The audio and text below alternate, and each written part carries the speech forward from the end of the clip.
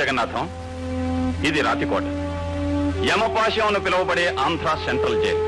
ఇండియాలోకెల్లా, no no ఆసియాలోకెల్లా ఇది అతి పటిష్టమైన జైలు. ఎన్ని ప్రయత్నాలు చేసినా నేరస్తుడు ఇందులో నుంచి తప్పించుకోవటం అసాధ్యం. ఐసి యమపాశ నుంచి ఎవడూ ఎలా తప్పించుకోలేడో ఇది అంతే అన్నమాట. ఎస్, నగరానికి దూరంగా ఎత్తైన కొండ మీద ఉంది.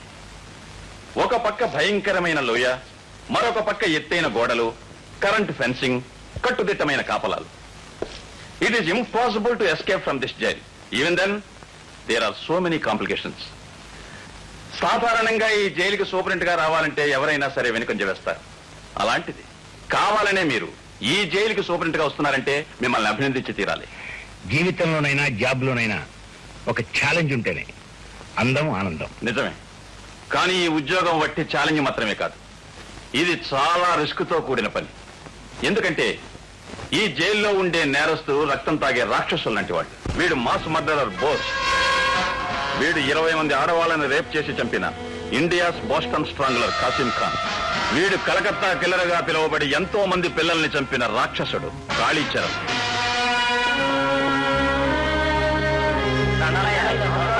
Good morning sir. Good morning. ఇక్కడ పరిస్థితుల్ని వాతావరణాన్ని పరిచయం చేసుకున్నాను వచ్చాను. Please come sir, I will accompany you. ఏమిటి పరమేశ్వరరావు, జ్వరం వచ్చి ఎండలో పడుకున్నావేమిటి? అమ్మా, నీకు జ్వరం పూర్తిగా తగ్గిపోయిందయ్యా. తగ్గిపోయిందనని అన్నం తెచ్చుకు తినేవు. నిన్నట్లానే పాలు రొట్టి తెచ్చుకు తిను. పో లోపల పో.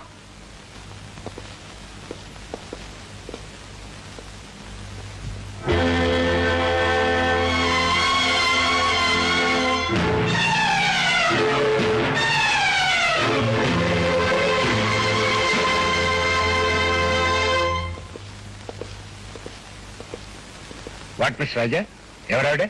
ఈ రాక్షసు లాంటి మనుషుల మధ్య ఆవిడకేం పని? ఆవిడికి జైలుతో 20 ఏళ్ల అనుబంధం ఉంది సార్. బాధల్లో ఉన్న మనుషులంటే చాలా జాలి. కన్న తల్లిలా ఖైదీల కష్ట సుఖాలు కనుక్కుంటూ ఉంటుంది.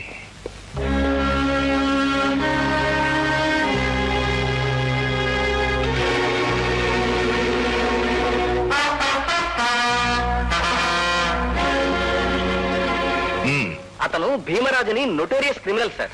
పేరు విన్నాను. ఇతనే కదూ పెద్ద పెద్ద పాలిటీషియన్స్ తో సంబంధం ఉన్న దాదా? Yes sir. రాజకీయ పరమైన హత్యలకు, గూడు పుటానీలకు వీడికి వేలు లక్షలు సొమ్మిచ్చి ఎంతో మంది ఉపయోగించుకుంటారు సార్. జాలి, దయ, దాక్షిణ్యం ఏమాత్రం లేని కర్కోటకుడు సార్ వీడు. వీడి ఇక్కడ ఉండటం మూలంగా పాపం ఎంతమంది రాజకీయ నాయకులు ఇబ్బంది పడుతున్నారో. చక్కటి ఇవాళ మన కార్యక్రమాలు ఏంటి? బుక్కుతి ముందు మీకోసం శ్మశానంలో పీనుగుల్లా కాసు కూర్చున్న నలుగురిని కలుసుకుని పలకరించడం. ఆ తర్వాత మధ్యాహ్నం లంచగొండి మంత్రి గారింటో లంచి. సాయంత్రం 4 గంటలకి కత్తెర పని. కత్తిరి పని? అదేనండి కత్తెర పని. కత్తిరి పని నేసేటి పెట్టయ్యా? నేనేమన్నా మంగళం అనుకున్నావా, లేకపోతే జేబులు కత్తిరించు అనుకున్నావా? అదేం కాదండి, రిబ్బన్ కత్తిరింపు. హనుమాన్ జంక్షన్ లో బార్ ఓపెనింగ్. మరి అలా చెప్పాడు రోజు కదటయ్యా. అసహ్యంగా కత్తిరి పని అంత పెట్టి తర్వాత సాయంత్రం 6 గంటలకి తాపీ పని. అదేనండి అనాథ శరణాలయం పునాది రాయి మీద ఇంత సిమెంట్ కొట్టడం. ఇదిగో నలుగురు ఉండగా కత్తిరి పని తాపీ పని కదా బాగోదు. అలాగే సార్, అలాగే.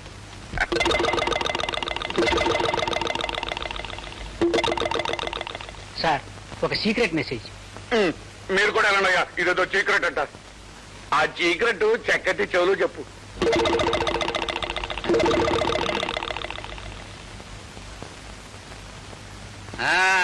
అయ్యా, మనం జైల్లో మనం జైలు ఏంటి? పొరపాటు. జైలు సూపరింటెండెంట్ గా వేయించిన జగన్నాథం గారి దగ్గర నుంచి మెసేజ్. ఏటంటాడు సూపరింటెండెంట్? ఆ దేవరాజు గారిని జైలు నుంచి బయటకు పంపి ఏర్పాటు చేశాడా? ఆయన ఆఫీసర్ గా ఛార్జీ తీసుకున్నారట. ఆ భీమరాజు గారిని చూశారట. త్వరలోనే తప్పించే పథకం వేస్తారట. ఆ సూపరింటెండెంట్ గారు తొందరలోనే పథకం వేసి ఆ భీమరాజు గారిని జైల్లోంచి బయటకు పంపేయాలా? వీడు బయటకు వచ్చి బలంగా ఉన్న మన యశపతి నాయకుడిని చంపేయాలా? అప్పుడు చూడు చక్కటి, ఇక మన ఎలక్షన్ వస్తున్నా ఎంతగా గెలిచినట్టే. రాత్రి కోడి కూరతో పాటు ఒక క్వార్టర్ బాటిల్ కూడా కొట్టుకొచ్చాయి. చొక్క పెడితే ముక్క మరింత రుచిగా ఉంటుంది. అలాగే గురు.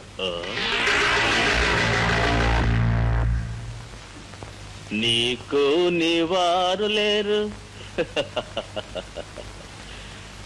నాకు నా వారు లేరు. లలలా చల్ మోహన రంగా. రాయ్, అగ్గి పెట్టుందా? ఎవ్వరా? ఇచ్చింది చాలా, ఇంకా ఏమైనా కావాలా?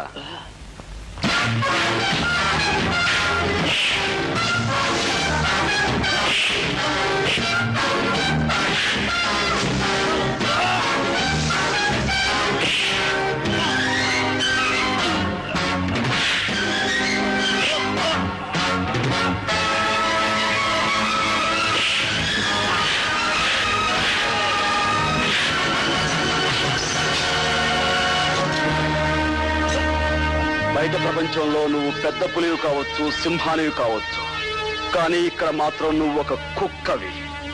పొరపాటుగాను పొగరుగాను ప్రవర్తించావంటే నీ రక్తం కళ్ళ చూస్తాను.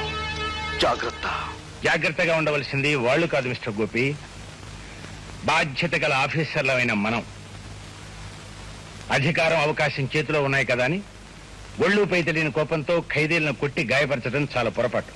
అతను పొగరుగాను పొరపాటుగాను ప్రవర్తిస్తే నోరు మూసుకుని కూర్చోమంటారా? రూల్స్ ప్రకారం పై అధికారులకు రిపోర్ట్ ఇవ్వాలి. సార్, మీ తల్లిని గాని మీ చెల్లిని గాని ఎవరైనా మీ కళ్ళ ముందే అవమానపరిస్తే ఆగి రూల్స్ ప్రకారం కంప్లైంట్ ఇస్తారా, లేక అక్కడికక్కడే అతనికి బుద్ధి చెప్తారా? ఏమిటి నువ్వు అనేది? అవును సార్, తల్లిని చెల్లిని ఎవరో పరాయివాడు మాట అంటే నోరు మూసుకుని ఊరుకునేవాడు పౌరుషం ఉన్న మగాడు కాదు. అంటే ఆ శారదమ్మ మా అమ్మ. నేను నీకు అమ్మని గనక నువ్వు నన్ను గౌరవంగా అభిమానంగా చూస్తున్నావని అందరూ అలాగే చూడాలని ఎక్కడుందిరా? అదే మాటమ్మా, నువ్వు నన్ను ఎలా చూసుకుంటున్నావో ఆ జైల్లో ఉన్న ప్రతి దొంగ విధవని అలాగే చూసుకుంటున్నావు కదా. అయినా వాళ్ళకి మంచి మర్యాద. ఇదిగో, నువ్వు అసలు ఏం పని చేయకు, అగబెట్టు. అవును, ఏం చెప్తున్నాను? ఎప్పుడో నా చిన్నప్పుడు ఏదో పని చేసావంటే అర్థం ఉంది. ఇప్పుడు నేను ఇంత పెద్ద ఆఫీసర్ అయ్యాను కదా, ఇప్పుడు కూడా ఆ జైల్లో ఉన్న దొంగ విధవల గురించి నీకు అలవాటు లేని పని ఎందుకురా? అలవాటు పొల్లట. ఎన్ని గొప్ప గొప్ప పనులు చేస్తున్నాను.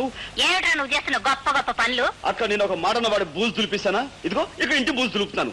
ఇంత చేసినా ఒక్క ముద్దు, నుదురు మీద ఒక్క ముద్దు ఇచ్చి, ఒరే గోపి ఇవాళ గ్రేట్ రా అంటే ఈ అల్పజీవి ఎంత సంతోషిస్తుంది. అబ్బే అదేమీ లేదు.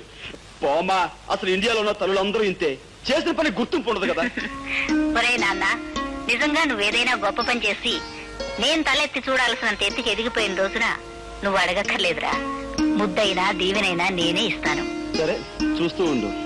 నువ్వు మెచ్చి ముద్దిచ్చేంత ఘనకార్యం తొందరలోనే చేసి చూపిస్తాను.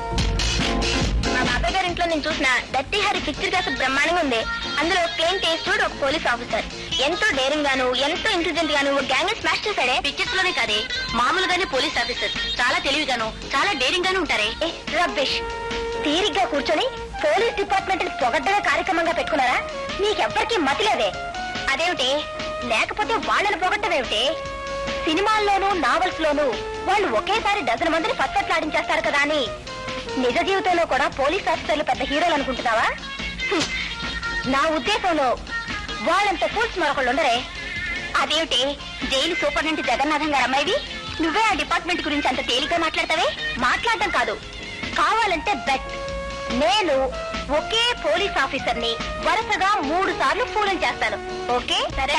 అయితే ఏ పోలీస్ ఆఫీసర్ ని ఫూల్ చేయమంటారు? మీ నాన్నగారు జైలు సూపరింటెండెంట్ కదే, ఆయన దగ్గర పనిచేసే ఆఫీసర్స్ లో ఎవరైనా సరే. Okay, operation fool the officer ఇప్పుడే ఆరంభం అవుతుంది. Come on. Hello hello, police officer Gopi గారా అండి? సార్, నేను కస్తూరిబా విమెన్స్ హాస్టల్ నుంచి ఫోన్ చేస్తున్నాను సార్. ఒక రౌడీ విధవ మా హాస్టల్లో జొరబడి గర్ల్స్ అందరినీ అల్లరి చేస్తున్నారు సార్. అతను ఈ మధ్య జైలు నుంచి రిలీజ్ అయ్యారట. చాలా కాలంగా ఆడగాళ్ళు లేకపోవడంతో మా అందరినీ చూసి శివాలెత్తిపోతున్నాడు సార్. చూడమ్మా, నువ్వు ఫోన్ చేయాల్సింది నాకు కాదు, 1 టౌన్ పోలీస్ స్టేషన్ కి. చేయాల్సింది పోలీస్ స్టేషన్ కని తెలుసు సార్, కానీ ఎంత ప్రయత్నించినా ఎవ్వరూ ఫోన్ తీయడం లేదు సార్. అయ్యో సార్, కత్తి పట్టుకొని కనిపించిన ప్రతిదాన్ని రేట్ చేసే కార్యక్రమానికి సిద్ధపడుతున్నారు సార్. అయ్యో, మా వాళ్ళంతా భయంతో అరుస్తున్నారు సార్. సార్, మీరు వెంటనే రావాలి, లేకపోతే రేపు మీద రేట్ అయిపోతుంది సార్. రేపొద్దున్నకి మా శీలాలన్నీ మా దుర్మార్గుని కబంధ హస్తాల్లో బలైపోతాయి సార్. ఆగనమ్మా, డోంట్ వరీ. చూడండి, నేను వచ్చేంత వరకు మీరు మీ శిలాన్ని జాగ్రత్తగా కాపాడుకోండి. ఓకే, క్షణంలో ఉంటాను.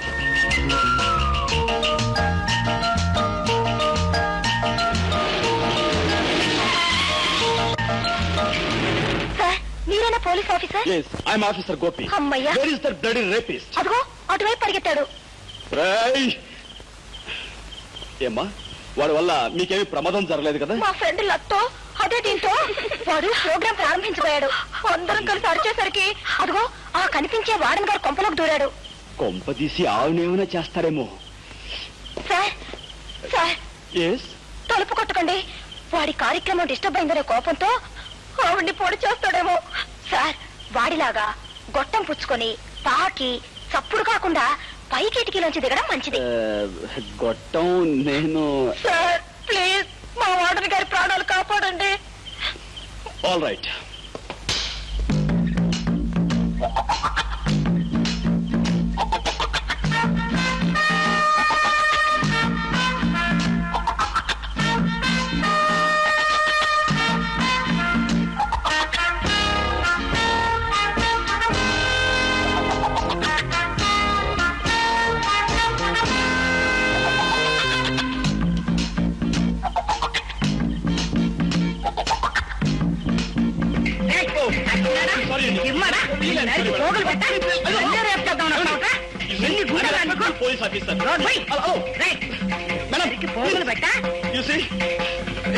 దొంగ వెధవా, ఇప్పుడు కాదా 20 సంవత్సరాలకు ముందు వచ్చి నిన్ను ఒక ఆట ఆడించుండేదంటా నేను.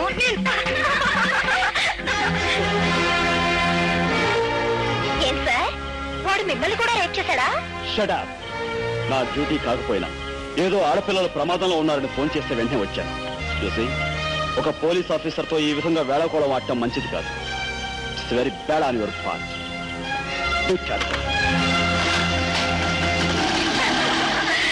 చూసారా, ఒకసారి అయింది, ఇంకా